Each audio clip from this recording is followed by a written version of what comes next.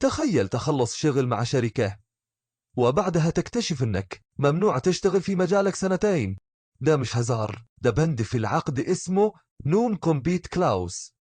حصلت مع فريلانسر فعلا، اشتغل مع شركة وبعد ما خلص اتمنع يشتغل مع اي منافس، وفجأة لقى نفسه مش عارف يشتغل في نفس المجال اللي بيكسب منه اصلا. الشركات بتحط البند ده عشان تحمي اسرارها من انها تروح لمنافس، بس مش معنى كده انهم يقدروا يمنعوك تشتغل بشكل مطلق.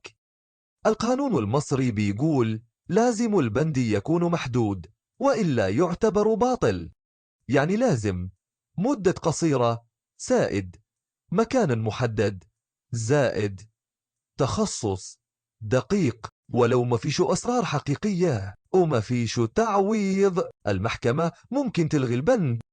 نصيحة النهاردة، قبل ما تمضي حول البند لنون سوليسيتيشن واسأل نفسك، هل الفلوس تستاهل تتحبس عن شغلك؟ لو انتوا على يوتيوب ما تنسوش السبسكرايب وتفعلوا زر الجرس، ولو على تيك توك ما تنسوش الفولو والريبوست، ولو انتوا على فيسبوك ما تنسوش لايك وفولو. اشوفكم الحلقة الجاية.